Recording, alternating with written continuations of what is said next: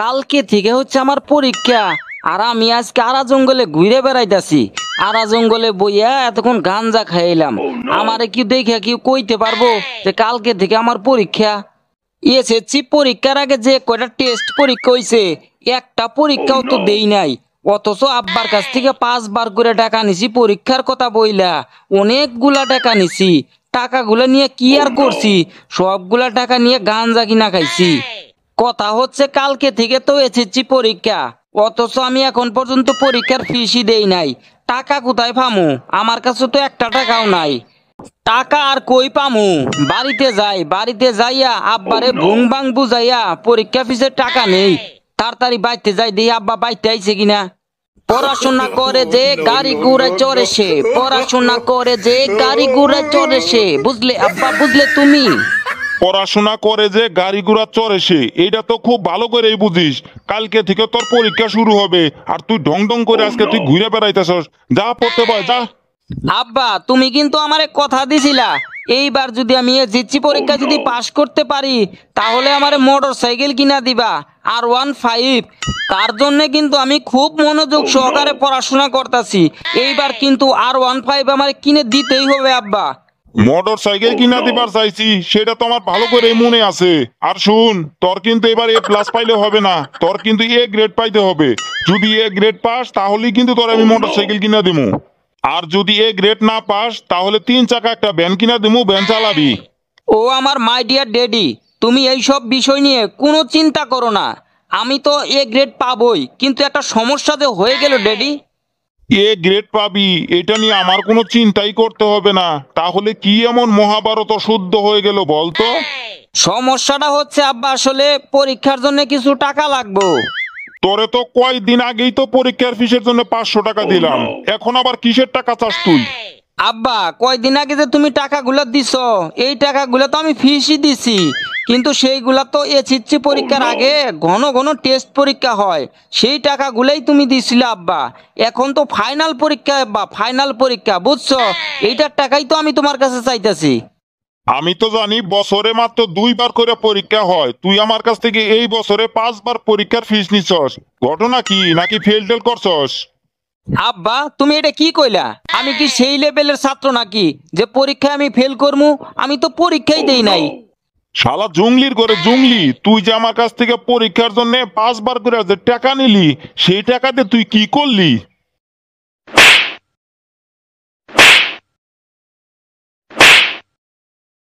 আব্বা গো, তুমি আর আমারে মাইরো না গো।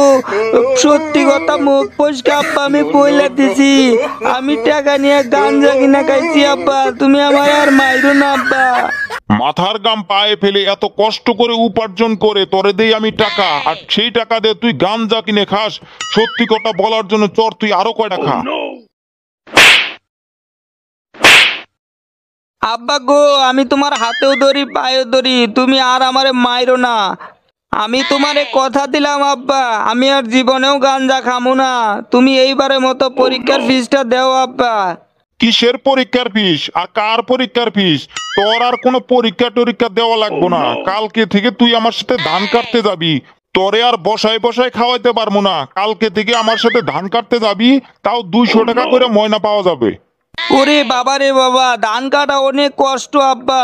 আমি ধান কাটতে পারবো না আব্বা। তুমি আমারে পরীক্ষা দেওয়ার জন্য একটা সুযোগ দাও আব্বা। এই যে তুই বুঝতে পারছস ধান কাটা অনেক কষ্টের কাম, এই কষ্ট করে আমি তোরে টাকা দেই, আর সেই টাকা দিয়ে তুই গাঞ্জা কিনে খাস। তুই যেহেতু বুঝতেই পারছিস যে ধান কাটা অনেক কষ্টের কাম, তুই যেহেতু এই ধান কাটার কাম করতে পারবি না, তাহলে তোরে একটা সুযোগ দিলাম, কিন্তু এইটাই কিন্তু তোর শেষ সুযোগ। তুই যদি ভালোভাবে পড়াশোনা না করিস আর এইবার পরীক্ষা যদি পাশ না করতে পারিস, তাহলে মনে রাখিস তোর কিন্তু আমার সাথে ধান কাটতে যাইতে হবে। আর এই যে টাকা টাকা নিয়ে পরীক্ষার ফিস দিয়ে যা। যাক বাবা, অনেক কষ্ট করে আব্বার কাছ থেকে পরীক্ষার ফিসটা নিলাম। কালকে সকাল সকালে যাইয়া আগে স্যারেরে পরীক্ষার ফিসটা দিতে হবে, না হইলে তো আবার পরীক্ষা দিতে দিবে না। এখন একটু অনলাইনে খোঁজাখুঁজি কইরা দেখি পরীক্ষার প্রশ্নপত্র ফাঁস হয়েছে কিনা। এক রাইতের ভিতরে এত মোটা মোটা বই পইরা কি আমি পাশ করতে পারবো? পরীক্ষার আগের রাইতেই তো প্রশ্নপত্র ফাঁস হয়, এইবার কি কেউ পরীক্ষার প্রশ্ন ফাঁস করে নাই এখনো? ও ইয়েস, পেয়ে গেছি। কিন্তু এখানে তো 4 সেট প্রশ্ন ফাঁস হয়েছে, ক খ গ উম, কিন্তু স্যারেরা যে প্রশ্নপত্র যে কোনটা দিব। সমস্যা নাই, 4 সেট প্রশ্নই পড়াশোনা করে যাব, আর কিছু কিছু ছোট ছোট কাগজের মধ্যে লেখা নিয়ে যাব। এখন আমার এ প্লাস কেউ ঠেকাইতে পারবে না, এখন এ প্লাস আমি নিশ্চিন্তে পাবো। আমাদের সারা বছর পড়াশোনা করা লাগে না, আমরা বিলিয়ে নিয়েছি পরীক্ষার্থী। পরীক্ষার আগে রাইতে পড়াশোনা কমপ্লিট, আর আমি তো প্রশ্নের উত্তর ছোট ছোট কাগজের মধ্যে লিখেই নিছি।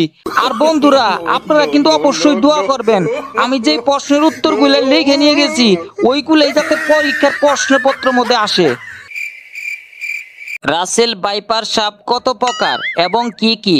রাসেল ভাইপার সাপ বাংলাদেশের কোন কোন জেলায় সবচেয়ে বেশি দেখা দিচ্ছে?